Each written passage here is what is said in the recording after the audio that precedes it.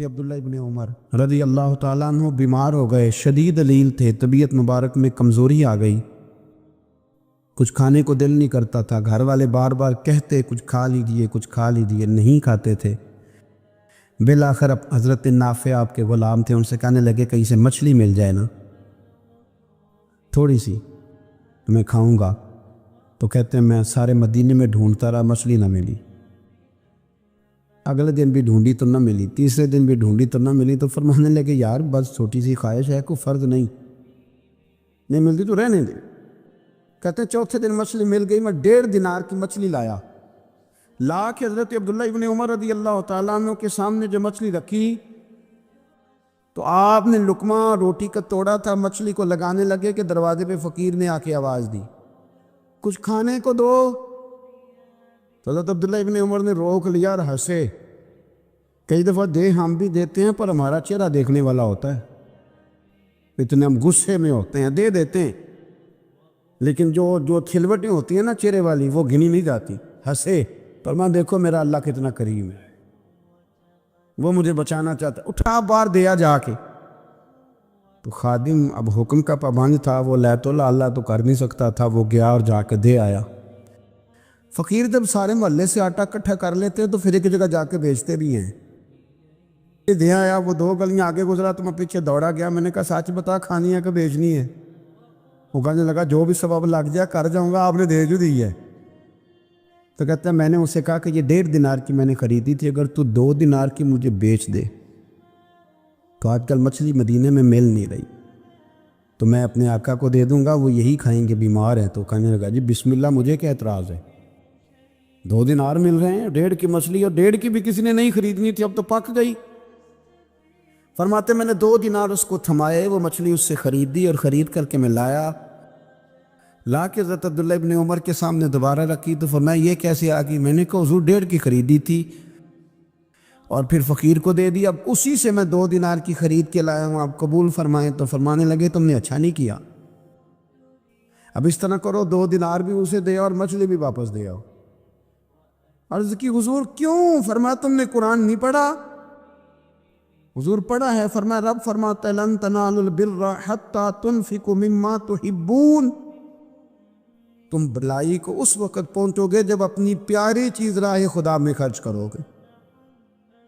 امام غزالی نے لکھا ہے، فرمانے لگے دے آ، تو وہ حضرت نافع کہتے ہیں میں دینے گیا، دے کے واپس آیا تو کچھ پریشان تھا، کیونکہ مجھے بھی 4 دن ہو گئے تھے نا تلاش کرتے، تھوڑی طبیعت میں مایوسی تھی کہ اتنی محنت سے میں نے لایا اور آپ نے واپس کر دی۔ تو حضرت عبداللہ ابن عمر نے مجھے قریب بٹھایا، پھر مجھے تھپکی دی، فرمانے لگے پتر میں نے ویسے بھی کبھی جھوٹ نہیں بولا اور آج کل تو میں ویسے ہی بیمار ہوں، ٹائم ہی نہیں، وقت ہی نہیں، موقع ہی نہیں جھوٹ بولنے کا، میں تجھے سچ بتاؤں مجھے مچھلی کھا کے اتنا سکون نہیں ہونا تھا جتنی اللہ کے راستے میں خیرات کھا کے مجھے سکون ہوا۔ تو تجھے تو میری راحت سے غرض ہے نا کہ مجھے راحت کیسے ہوتی ہے، تو مجھے سکون ملا ہے راہ خدا میں دے، میں نفسانی خواہش پوری کر لیتا تو یہ میرا نفس کل پھر مجھ سے مچھلی مانگتا، پرسوں کہتا نہیں چھوٹے گوشت کی یخنی بھی چاہیے۔ اور یار جسے رسول کریم کا یہ بندہ نیک ہے، حاجر صالح، حضور نے فرمایا نیک آدمی ہے جو بالغ نہیں ہوئے تھے اور اس سے پہلے کلمہ پڑھ لیا تھا، جو حج کے مسائل سب سے زیادہ جانتے تھے، جنہوں نے 60 سال مکے اور مدینے میں فتویٰ دیا، صحابہ ان سے فتویٰ لینے آتے تھے، جو بدر کی جنگ میں بھی گئے، احد میں بھی گئے، پر محبوب نے فرمایا عمر تھوڑی ہے ابھی واپس جائیے، خندق میں شریک ہوئے اور اس کے بعد ہر جنگ میں شریک ہوئے، مستدرک میں موجود ہے۔ حضرت جابر ابن عبداللہ فرمایا کرتے تھے زمانہ بدلا تو کچھ لوگوں میں بھی تبدیلیاں آئیں، میں نے بڑی دنیا بدلتی دیکھی، پر جن لوگوں کو نہیں بدلتے دیکھا نا، ان میں یہ شخصیت ہے جو ہمیشہ ہر دور میں ہر عمر میں نبی پاک کے طریقوں پر پوری طرح کاربند رہے، اوڑھنا بچھونا، اٹھنا بیٹھنا چلنا، ہر وقت حضور کی محبت میں غرق ہو کے کیا۔ کون ہے بھلا؟ حضرت عمر کے بیٹے سیدنا عبداللہ ابن عمر رضی اللہ تعالی عنہ، ابھی بالغ نہیں ہوئے تھے مسلمان ہو گئے، اور زندگی ساری مصلے سے لگ کے گزاری، عبادت کی، ریاضت کی، تقوی، جد و جہد، معاملہ فہمی، جہاد. والد امیر المومنین ہے، لیکن صاحبزادے کی خواہش ہے کہ مجھے فوج میں بھیجو، میں جہاد کرنا چاہتا ہوں، اور جہاد بھی سپہ سالار بن کے نہیں، سپاہی بن کے کرنا چاہتا. سب سے پہلی بات تو یہ تھی کہ علم و فضل بڑا تھا. صحابہ ان سے فتویٰ لیتے تھے. مسائل حج سب سے زیادہ حضرت عبداللہ ابن عمر جانتے تھے، اور فتویٰ دینے میں اتنے محتاط تھے، حدیث بیان کرنے میں اتنے محتاط تھے کہ بڑا سوچ سمجھ کے غور کر کے. صحابہ فرمایا کرتے تھے یہ واحد بندہ ہے کہ جو 1 منٹ سے پہلے کہہ دیتا ہے. سب سے زیادہ مسائل آتے ہیں لیکن 1 منٹ سے پہلے کہہ دیتے تھے اس مسئلے کا مجھے نہیں پتہ، تحقیق کروں گا، اگر پتہ چل گیا تو بتا دوں گا. فوراً کہہ دیتے تھے. ایک دفعہ ایک صاحب نے مسئلہ پوچھا تو چپ کر گئے، سوچنے لگ گئے. ہمارے ہاں نا لوگوں کو حاضر جواب کہلانے کا شوق ہے. یہ شوق بڑا خطرناک ہوتا ہے. اگر آپ حاضر جواب ہیں تو بڑی اچھی بات ہے، لیکن حاضر جواب کہلانے کا شوق تو نہ پیدا کریں. اگر آپ کو پتہ ہے، صحیح بخاری میں حدیث ہے، نبی پاک علیہ السلام نے ایک دن پوچھا تھا صحابہ سے کہ وہ درخت کون سا ہے جس کی مثال مومن کی طرح ہے. تو حضرت عبداللہ ابن عمر کہتے ہیں مجھے پتہ تھا کہ وہ کھجور کا درخت ہے، اور میں نے جواب نہیں دیا. کیوں نہیں دیا؟ فرمانے لگے ابو بکر صدیق بیٹھے، فاروق اعظم بیٹھے، مولا علی بیٹھے، بزرگوں کی موجودگی میں جواب دیتا پھروں؟ یہ ٹھیک نہیں ہوتا، یہ صحیح نہیں ہوتا. یہاں تو بڑے لوگ، امام غزالی فرماتے ہیں جب میں اپنے مرشد سے مرید ہوا تو مجھے کہنے لگے بیعت میں نے کر لیا، آج کے بعد نہ تقریر کرنی ہے، نہ مدرسے میں سبق پڑھانا ہے، نہ کسی کو مسئلہ بتانا ہے. اور یہ بڑا مشکل کام ہوتا ہے، بندہ مولوی بھی اور تقریر ہی نہ کرے، اسے زنگ لگ جاتا ہے، اور مسئلہ ہی نہ بتائے تو بد ہضمی ہو جاتی ہے. یہاں تو جس کو 6 مسئلے یاد ہیں وہ امام کو نماز نہیں پڑھانے دیتا. وہ کہتا ہے پہلے انٹرویو لوں گا تیرا کہ تو پورا تجھے آتا ہے، پھر آگے چلے گا. تو اتنے بڑے عالم کو شیخ نے منع کر دیا. تو کہتے ہیں شیخ کے پاس ایک شخص مسئلہ پوچھنے آیا تو میرے مرشد فرمانے لگے مجھے یہ مسئلہ نہیں آتا. تو امام صاحب کہتے ہیں کہ میں نے اسے کہا مجھے آتا ہے، میں بتاؤں؟ کہتے ہیں میرے شیخ مسکرا پڑے، کہنے لگے غزالی میں تو تیرے ساتھ ساتھ اپنی میں بھی مارنا چاہتا تھا، پر تیری ابھی مری نہیں. تو کہتا ہے میں بتاتا ہوں. کچھ دیر چھوڑ دے، سارے مسئلے بتانے نہیں چاہیے، کچھ پہ عمل بھی کرنا چاہیے. میرے عزیز حضرت عبداللہ ابن عمر اتنا بڑے مفتی ہیں، مفتی مدینہ ہیں، مفتی مکہ ہیں. لوگ مسائل حج پوچھتے ہیں، بڑے بڑے استنباط کرتے ہیں قرآن و حدیث سے. ایک آدمی نے مسئلہ پوچھا تو حضرت عبداللہ ابن عمر فرمانے لگے دیر تک سوچا. دیر ہو گئی سوچتے سوچتے. تو وہ شخص کہنے لگا حضور اتنی دیر کیوں سوچ رہے ہیں؟ تو آپ فرمانے لگے تمہارا کیا خیال ہے کہ جو سوال تم مجھ سے پوچھتے ہو اور جو جواب میں تمہیں دیتا ہوں اس کے بارے میں رب مجھ سے سوال نہیں کرے گا؟ اللہ کی بارگاہ میں نے جواب نہیں دینا، میں سوچ سمجھ کے دے رہا ہوں تاکہ اس کا حساب دینا پڑے تو میرے لیے مشکل نہ ہو جائے. میرے عزیز حضرت عبداللہ ابن عمر سے کسی نے سوال پوچھا تو سیدنا عبداللہ ابن عمر رضی اللہ تعالیٰ عنہ کہنے لگے مجھے نہیں آتا اس سوال کا جواب. اور جب کہا نا نہیں آتا تو فوراً کہنے لگے عبداللہ خود اپنے آپ سے بات کرتے، کہتے عبداللہ رب تیرا بھلا کرے، اس بات پہ ہمیشہ ڈٹے رہنا، جو بات نہ آتی ہو وہ کبھی کہنا نہ، جس کا پتہ نہ ہو اسے کبھی کرنا، جب تک پوری تحقیق نہ ہو. بلا وجہ ہوتا زنی نہ کرنا، بلا وجہ ہوتا زنی نہ کرنا. یہاں کا ہے ہمارے صوفیاء نے، یہاں کا علم و بس کری ہو یار، ایک کوئی حرف تینوں درکار، صحیح کر کے پہلے اچھی طرح کر کے پرکھ پھر بات کر. علم بڑا تھا، تقوی بڑا تھا. اس کے ساتھ ساتھ پھر یہ تھا کہ غریب پروری بڑی تھی. ایک بندہ خیرات لے کے گیا، وہ پھر لائن میں لگ گیا ہے، اسی کیا کیا پلا تو پھر آ گئے. تو حضرت عبداللہ ابن عمر بندہ دوبارہ آتا نا تو کسی سے قرضہ لے کے کہتے یار اس کو بڑی ضرورت تھی تو دوبارہ آیا نا، ایک دفعہ تم ذرا دے دو میں تمہیں دے دوں گا، اس کو دینا ہے. جتنی دفعہ شام کو کھانا کھاتے اتنی دیر حضرت عبداللہ ابن عمر کھانا نہیں کھایا کرتے تھے جب تک کوئی یتیم آ کے دسترخوان پہ بیٹھ نہ جاتا، نہیں گزارا ہوتا. اور یار کیسے لوگ کھا لیتے ہیں، اعلیٰ غذائیں کھا رہے ہیں، اور ایک طرف ایک بہن مجبور بیٹھی ہے، بھائی مجبور بیٹھا ہے، سسرالی رشتہ داروں میں لوگ مجبور بیٹھے، عزیزوں میں لوگ مجبور بیٹھے ہیں، یتیم غریب مسکین. اور یہ روز نئے سے نیا ذائقہ، جب تک یتیم نہ ہوتا کھانا نہ کھاتے، اور صدقات و خیرات بھی کرتے تو جس طرح ہم کرتے ہیں نا، ناراض نہ ہونا۔ کبھی کبھی نا بعض لوگوں کو بانٹتے دیکھتے ہیں تو تکلیف ہوتی ہے۔ آپ نے دینا تو ہے تو اگر خوش دلی سے دے دیں، عطا تو کرنا ہے تو اگر چلو صحیح طریقے سے ہو جائے، ہنس کھیل کے ہو جائے، پریشان نہ کیا جائے سائل کو، یہ کتنا اچھا ہے۔ ان صوفیاء کا بھی ہم نے تذکرہ کتابوں میں پڑھا ہے جو کہا کرتے تھے اگر رب نے دروازے پہ کسی کو بھیجا ہے تو اس کا مطلب ہے اللہ راضی ہے۔ لیکن ہمارا لہجہ اتنا سخت ہوتا ہے۔ حضرت عبداللہ ابن عمر ایک اونٹنی پہ بیٹھے تھے، اونٹنی بڑی پیاری لگی، بڑی خوبصورت تھی، بڑی بہترین تھی، بڑی صاف ستھری تھی، تو 2-3 دفعہ اپنے غلام سے کہا یار بڑی پیاری ہے، بڑی خوبصورت ہے، دیکھو اس کا چلنے کا انداز کتنا نرالا ہے۔ آج کل بھی ڈرائیور گاڑی چلاتے ہیں تو کہتے ہیں بڑی ہلکی پھلکی ہے جی، بریکیں بھی بڑی ٹھیک ہیں جی اس کی، فلاں معاملہ بھی اس کا بڑا صحیح ہے۔ وہ اتنی پسند آئی اونٹنی تو اونٹنی سے اترتے ہی فوراً کہنے لگے اس کو نشان لگا کے قربانی کے جانوروں میں چھوڑ دو، یہ زیادہ پیاری ہے، اسے رب کے رستے میں خیرات کریں گے۔ کیوں؟ ایک باریک نکتہ صوفیاء نے بیان کیا ہے۔ اللہ کے نیک بندے کہتے کسی جگہ بھی تمہارا دل اللہ رسول کے مقابلے میں الجھنا نہیں چاہیے۔ کوئی ایسی چیز جو رکاوٹ بن رہی ہو، رکاوٹ، وہ کیا کہتے ہیں کچرا آ گیا ہے، اس کچرے کو لوگ ٹھیک نہیں کرتے، کہتے نکال دو تاکہ معاملہ صحیح رہے۔ ایک چھوٹا سا باریک سا ہلکا سا دھاگے کی طرح کا ایک ٹکڑا اگر کسی وقت گوشت کا آپ کے دانت میں الجھ جائے نا، وہ سارا ذائقہ تباہ کر دیتا ہے۔ لوگ مختلف چیزیں لے کے خلال کرتے ہیں دانتوں کا تاکہ وہ نکل جائے، کیونکہ ذرا سی بھی چیز اگر کسی جگہ رکاوٹ بن جائے نا، آپ بڑا بہترین کھانا کھا رہے تھے، زبردست غذا آپ کھا رہے تھے، ایک صرف اس میں نا ہلکا سا دانہ ایسا ہے جو سخت تھا، کچرا آ گیا، روڑا آ گیا، تو وہ سارے کھانے کا ذائقہ تباہ کر دیتا ہے۔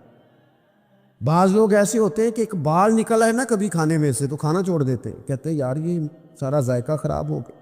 ہمارے ساتھ یہ ہوا ہے، یہ تو ہے نا دنیاوی معاملات، اسی طرح کا مسئلہ روحانی زندگی میں ہوتا ہے۔ کئی دفعہ نا ہم ماننے کو تیار نہیں ہوتے، لیکن ہمارے اوپر دولت کی محبت پوری طرح سوار ہوتی ہے، وہ سجدے میں ذوق آنے نہیں دیتی۔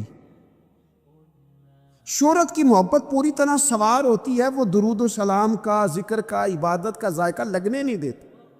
وہ جو کہا تھا نا والذین آمنوا اشد حبا للہ، ایمان والے سب سے بڑھ کر اللہ سے پیار کرتے ہیں، سب سے بڑھ کر رسول اللہ صلی اللہ علیہ وسلم سے محبت کرتے۔ کیوں کہا گیا تھا؟ اس لیے کہ ان محبتوں کے مقابلے میں ذرا بھی کوئی اور محبت آتی ہے روحانی ذائقہ خراب کر دیتی ہے، ہمارا دل نہیں لگتا، ہم بور ہوتے ہیں، ہم پریشان ہوتے ہیں۔ مسئلہ یہ ہے کہ جس دل میں صرف رب رسول کو ہونا چاہیے تھا وہاں شہرت آ گئی ہے، شہرت کی محبت آ گئی ہے، دکھاوا آ گیا ہے، مال آ گیا ہے، کئی قسم کے ہم نے بت معاذ اللہ اکٹھے کر لیے، اور پھر وہ ساری کیف مستی آئے، یہ کیسے ہو سکتا ہے؟ حضرت عبداللہ ابن عمر رضی اللہ تعالیٰ عنہ کے پاس ایک گدھا تھا، ہم پنجابی میں تو کہا کرتے تھے کہ بڑا ساؤ جانور ہے، بڑا دھیما ہے، بڑا اچھا ہے، سواری بھی کرتے تھے اس پہ، اس پر بوجھ بھی رکھتے تھے، اور بھی کئی کام، جانوروں کا چارہ بھی اس پہ رکھ کے لایا جاتا تھا۔ بہت سارے لوگ اس کی تعریف کرتے تھے کہ ظاہر ہے اس وقت یہ جانور ہر گھر کی ضرورت ہوتے تھے، لوگوں نے بڑی تعریف کی کہ جناب یہ گدھا بڑا اچھا ہے، بڑا عمدہ ہے۔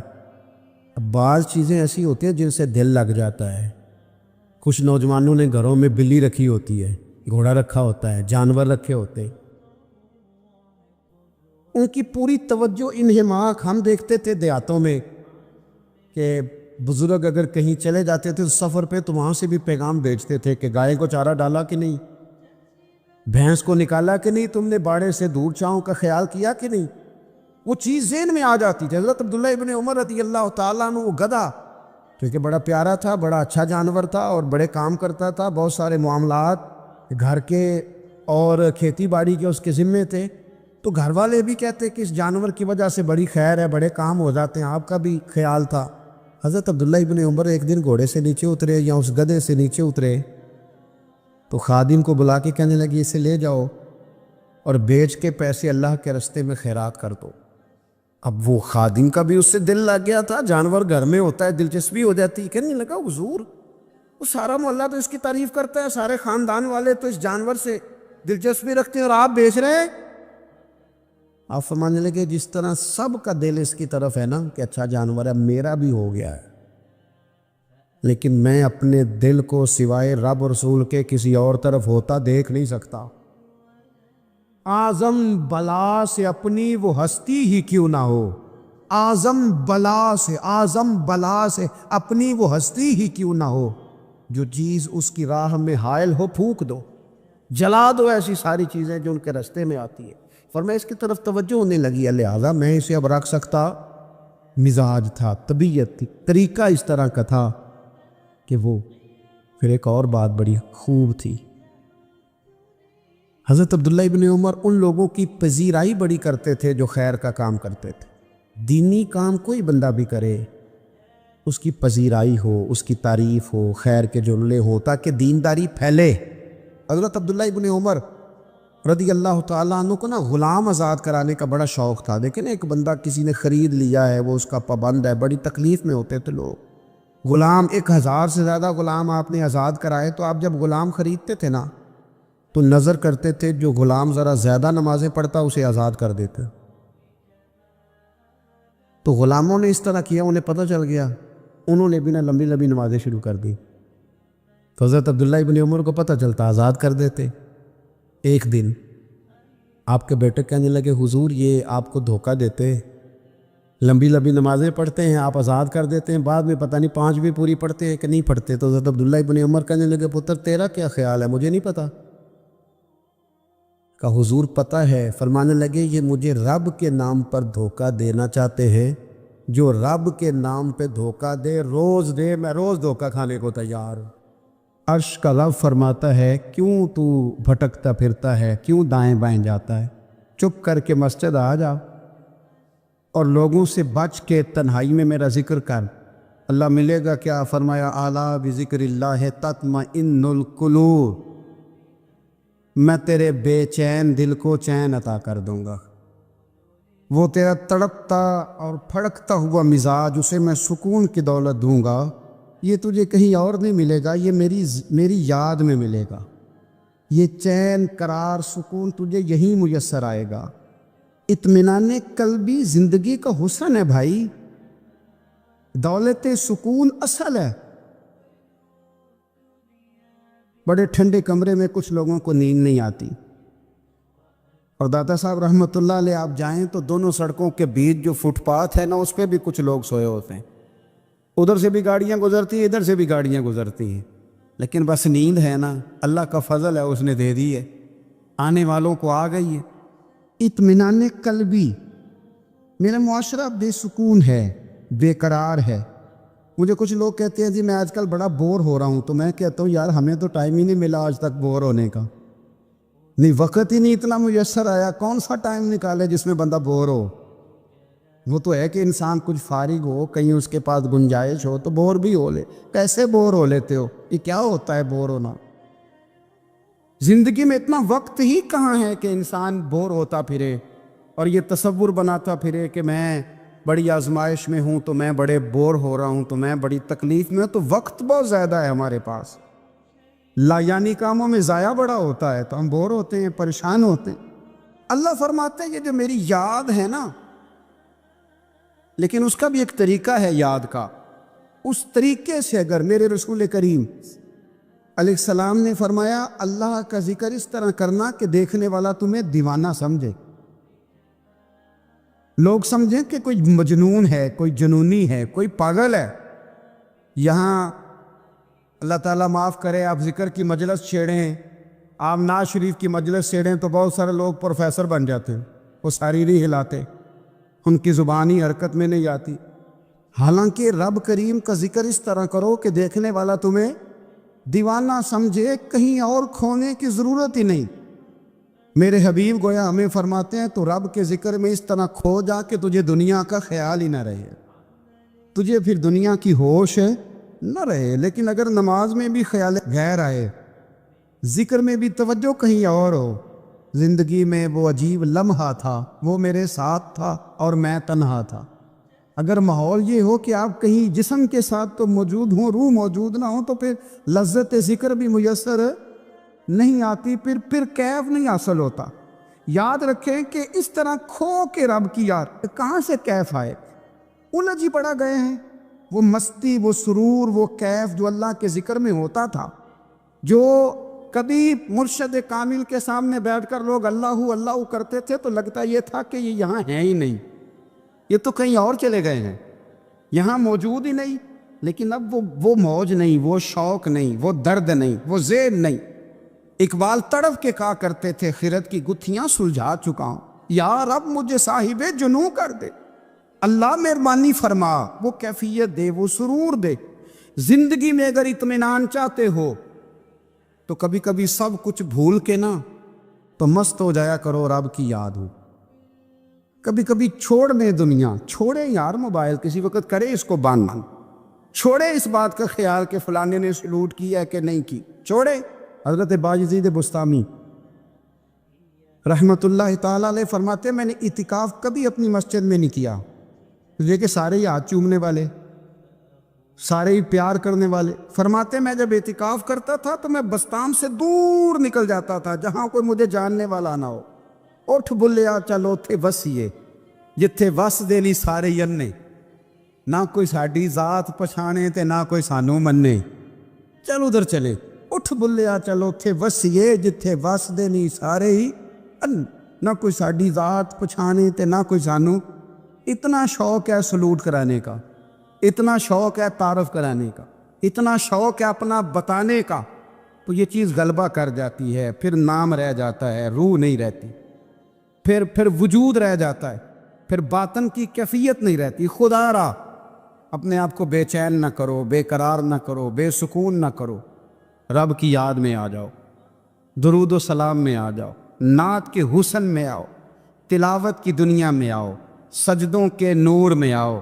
آؤ کبھی کھول کے دل مسجد کی صفائیاں کرے گا، آؤ آؤ نہ کبھی کوئی بوڑھا، دادی، نانی، دادا ان کے پاس بیٹھ کے پیر دبا کے اللہ کو راضی کرے۔ یہ کیف والی جگہ ہیں، یہ سرور والی جگہ۔ اتنی بے چین ہماری زندگی ہے، بے قرار ہے، تڑپتے ہوئے لوگ، لڑتے ہوئے لوگ، ایسے لگتا ہے ابھی ایک دوسرے کا گریبان تھام لیں گے، بے قرار، بے چین۔ کسی کو انتظار کا کہا جائے نا کہ 10-20 منٹ کسی کا انتظار کرو، تو بعض لوگ مجھے ایسے لگتا ہے جیسے یہ ان کا کلیجہ پھٹ جائے گا، ڈاکٹر کے انتظار میں بیٹھے ہیں تو بڑے پریشان ہیں۔ کسی کو ملنے گئے ہیں کو آدھا گھنٹہ بیٹھنا پڑ گیا تو بڑی دقت میں ہیں۔ اپنے آپ کو سکون دیں۔ آپ یقین کریں بڑا مزہ آتا ہے، کبھی کسی کا انتظار کرنا پڑے تو 2-4 تسبیح درود شریف پڑھی جاتے ہیں، یعنی ذوق بن جاتا ہے کہ چلو اللہ نے موقع دیا ہے، کچھ سرکار کو یاد کر لیں، تنہائی مل گئی۔ ہمارا مزاج جس سختی کا شکار ہے، وہ سختی آہستہ آہستہ ہمیں زیادہ آزمائش میں ڈال گئی۔ تو میرے بھائی، زندگی میں اطمینان حسن ہے، اور وہ سب سے زیادہ اللہ کی یاد میں ملتا ہے، وہ سب سے زیادہ رب کریم کے ذکر میں۔ سب سے زیادہ جو چاہتا ہے نا دل ٹھنڈا رہے، زبان میٹھی رہے، وہ مدینے والے محبوب پہ درود و سلام پڑھا کرے، وہ حضور پہ درود و سلام پڑھا کرے، زبان میٹھی رہے گی۔ میرا ذاتی تجربہ ہے کہ جو آدمی اپنے اخلاق سنوارنا چاہے وہ حضور پہ درود شریف پڑھے، جو اپنے اخلاق سنوارنا چاہے، طبیعت کو ٹھنڈا رکھنا چاہے، وہ درود شریف پڑھے، اس کا دل سکون میں آئے گا۔ کچھ کام اور ہیں زندگی میں اطمینان کے لیے، ان کا ہونا بھی بڑا ضروری ہے۔ سب سے پہلے اگر آپ چاہتے ہیں نا زندگی میں سکون ہو تو حقیقتوں کا سامنا کرنا سیکھیں۔ آپ جو ہیں وہ رہنا سیکھیں، جو آپ نہیں ہیں وہ بننے کی کوشش نہ کرے گا۔ حقیقت کا سامنا کرو گے تو زندگی اطمینان میں آ جائے۔ ہم نے نا بہانے بنا لیے ہیں، ہیلے بنا لیے، جھوٹ کے سہارے اپنے آپ کو اونچا کر لیا۔ ایک آدمی سے کہا جاتا ہے تو رشوت نہ لے، تو کہتا ہے میں غریبوں سے نہیں لیتا۔ تو میرا سوال یہ ہے کہ امیروں کا حساب لینے کی اللہ نے تیری ڈیوٹی لگائی ہے، تیرے ذمہ لگایا ہے کہ تو امیروں کا حساب کر، تمہیں کیا ضرورت پڑی ہے؟ ہم نہ بہانہ کرتے ہیں، رشوت لینے والے کا الگ بہانہ ہے اور سفارش والے کا الگ بہانہ ہے۔ حقیقت کا سامنا کریں، حقیقت کا۔ جو میرے ذمہ داریاں ہیں وہ میں نے پوری کرنا ہے، جو آپ کی ذمہ داریاں ہیں وہ آپ جان نہ چھڑائیں، حقیقت پسند بنیں میرے رسول کریم. پھر پڑھیے درود شریف صلی اللہ تعالی علیہ. حضور صلی اللہ علیہ وسلم نے فرمایا کہ میری بیٹی سیدہ فاطمہ الزہرا رضی اللہ تعالی عنہا صرف جنتی نہیں، جنتی عورتوں کی سردار ہے. لیکن حضور نے یہ بھی فرمایا کہ فاطمہ یہ خیال رکھنا اگر اللہ نے حساب پوچھا تو حساب تم نے خود دینا ہے. حقیقت کی طرف توجہ کرائی حضور نے. وہ صرف جنتی نہیں، جنتی عورتوں کی سردار ہیں، پر حقیقت کی جانب توجہ. میں حقیقت یہ ہے کہ اگر مالک نے حساب پوچھا تو اس کی تیاری بھی کرنی ہے. دیکھیں نا، ہمیں کچھ یقین نہیں، اللہ معاف کرے کہ ہمارا حساب کیسا ہوگا، لیکن کتنے آزاد ہیں. یعنی بڑی دلیری سے بندے کہتے ہیں فجر نہیں پڑھتا جی، 3 پڑھتا ہوں جی، شاہ رہ جاتی ہے جی، کپڑے صاحب، بڑی دلیری سے. اور سیدہ فاطمہ الزہرا نے ساری رات مصلی آباد رکھا ہے، حالانکہ انہیں یقین تھا کہ رب مجھے بغیر حساب کتاب جنت دے گا. حقیقت کا سامنا کریں. جو حقوق آپ کے ہیں وہ آپ نے ادا کرنے، جو ذمہ داریاں ہیں وہ ذمہ داریاں ہیں. دیکھیں نا، حضرت موسیٰ کلیم اللہ علیہ السلام کے پاس اسرائیل روح نکالنے آئے تو حضرت موسیٰ نے تھپڑ مارا، آنکھ نکال دی. واپس گئے، اللہ انہوں نے تو جلال فرمایا ہے، کہا موسیٰ علیہ السلام سے کہیے بیل کی پشت پر ہاتھ رکھیں، جتنے بال ان کے دستے مبارک کے نیچے آئیں گے اتنے 1000 سال ان کی عمر بڑھا دی جائے گی. یعنی میرے کان میں کوئی بتا دے کہ جناب 60 سال بڑھ گئی، کیا آپ کے کان میں کوئی کہہ دے تو خوشی ہوتی ہے کہ نہیں؟ لیکن یہ حقیقت پسندی نہیں، اس لیے کہ 60 بھی گزر جائیں گے، 70 بھی. یہ حقیقت نہیں.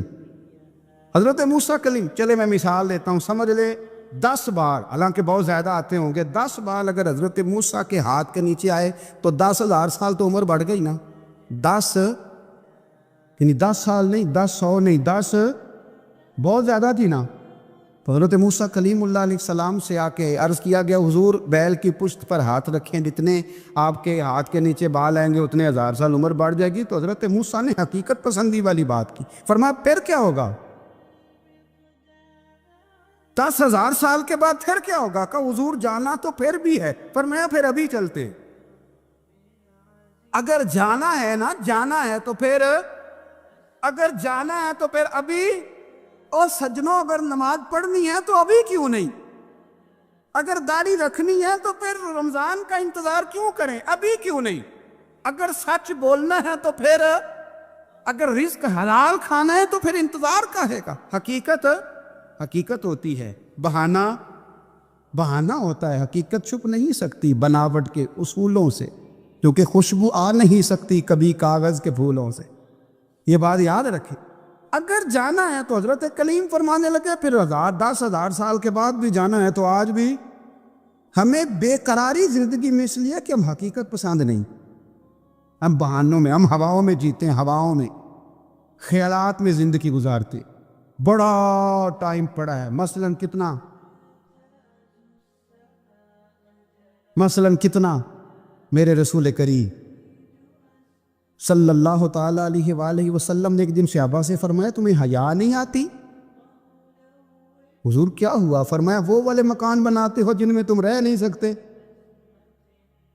وہ والا مال جمع کرتے ہو جو کھا نہیں سکتے، حیا نہیں آتی؟ عرض کی حضور حکم کرے. تو محبوب فرمانے لگے جوتے کا ایک تسمہ بند کرتا ہوں تو سوچتا ہوں دوسرا بند کرنے سے پہلے موت آ جائے گی. ایک سانس اندر جاتی ہے تو دوسرا آنے سے پہلے میں یاد کرتا ہوں کہ مجھے دنیا سے جانا ہے. تمہیں حیا نہیں آتی؟ وہ مکان بناتے ہو جن میں رہ ہی نہیں سکتے، وہ مال جمع کرتے ہو جو کھا. حقیقت پسند نہیں بھائی. ہم بہت سارے لوگ ہیں بڑی باتیں سناتے، بڑی، میں کہتا ہوں اصل میں نا زیادہ باتیں سنا کے نا بیچارہ اپنے آپ کو مطمئن کرنا چاہتا. اصل بات یہ ہے کہ اندر سے نا ہلا ہوا ہے، کچھ بھی نہیں، بڑا زیادہ ہنستا ہے اور مجھے لگتا ہے کہ کوئی گہرا زخم چھپا رہا. اس لیے ملمس حقیقت پسند بنو، حقیقت پسند. یاد رکھنا من ترک صلاۃ متعمدا فقد کفر. میرے رسول نے حقیقت بیان کی. فرمایا جس نے ایک نماز بھی جان بوجھ کے چھوڑی اس نے رب کے رب ہونے کا انکار کیا، اس نے کفران نعمت کیا. یہ حقیقت ہے. کوئی کلیریفیکیشن نہیں، کوئی وضاحت نہیں. جو نماز نہیں پڑھتا، جھوٹ بولتا ہے، غلط بیانی کرتا ہے، جو شخص رزق حرام کما کے کہتا ہے کہ اس کے بغیر گزارا نہیں چلتا، وہ جھوٹ بولتا ہے، اس لیے کہ رب فرماتا ہے جب تجھے پیدا کیا ہے تو تیرا رزق میرے ذمہ ہے۔ اللہ فرماتا ہے کہ لا یکلف اللہ نفسا الا وسعها، میں کسی پر وہ بوجھ نہیں ڈالتا جو اٹھا نہ سکے۔ نماز فرض کی ہے، اس کا مطلب ہے ہم پڑھنے کے قابل ہیں، اس نے ہمارے ذمہ داریاں لگائی ہیں تو مطلب یہ ہے کہ ہم ذمہ داریاں ادا کرنے کے قابل ہیں، ورنہ وہ کہتا میں وہ بوجھ ڈالتا ہی نہیں جو تجھ سے اٹھایا نہ جائے۔ اگر چاہتے ہو کہ زندگی میں اطمینان ملے تو خدا را حقیقت پسندوں والی زندگی گزارو۔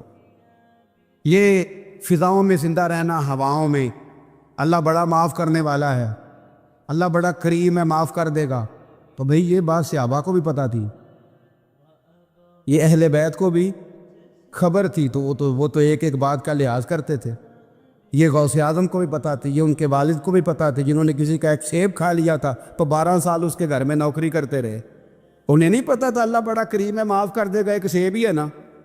تو حقیقت پسندی آپ کو سکون دے، اور اگر آپ نے اپنے آپ کو غیر مطمئن کیا ہوا ہے، بات کچھ اور ہے، اور آپ نے اپنے آپ کو ڈال کسی اور طرف لیا ہے، تو پھر آپ کو سکون مل سکتا؟ سکون حقیقت پسندی میں، اصل میں سکون ہوتا ہے، اداکاری میں سکون نہیں ہوتا۔ تیسری بات سنیں، اگر آپ چاہتے ہیں زندگی میں مطمئن رہیں تو دنیا داروں سے امیدیں توڑ دیں، اللہ اور اس کے رسول سے امید وابستہ کریں، اولیاء اللہ سے امیدیں وابستہ کریں، صحابہ اور اہل بیت سے امیدیں، اللہ اور اللہ والوں سے امیدیں، دنیا داروں سے امیدیں۔ آپ کو پتہ ہے دنیا دار کی تباہی کب ہوتی ہے؟ جب انہیں خوش آمدی مل جاتا۔ چودھری کا بیڑا اس وقت غرق ہوتا ہے جب اسے چودھری کہنے والے زیادہ ہو جاتے ہیں۔ سیٹھ صاحب اور نواب صاحب بیچارے تباہ تب ہوتے ہیں بھولے پل میں، جب ان کے دائیں بائیں ریلا ہوتا ہے سیٹھ صاحب کہنے کا، لوگ انہیں کھانا چاہتے ہیں، پیار ان کا نہیں ہوتا، ان کی جیب کا ہوتا ہے، محبت ان سے نہیں ہوتی، ان کی کرسی سے ہوتی ہے، ضروریات کا پیار ہوتا ہے، تباہ کر دیا جاتا ہے۔ ہماری ساری توقعات دنیا داروں سے وابستہ ہو گئی ہیں، ناراض نہ ہونا۔ پیروں نے، مولویوں نے، درویشوں نے، انہوں نے بھی سیٹ رکھے ہوئے جلسوں کی صدارت کرانے کے لیے، یعنی مذہبی جلسہ ہے، اس میں بہت زبردست پڑھے لکھے صاحب تقوی عالم کا خطاب ہے، اور کی صدارت وہ بندہ کر رہا ہے جس نے عشاء کی نماز بھی نہیں پڑھی، وہ بندہ صدارت کر رہا ہے، کیوں؟ اس لیے کہ اس نے لاکھ روپیہ دیا ہے محفل میں۔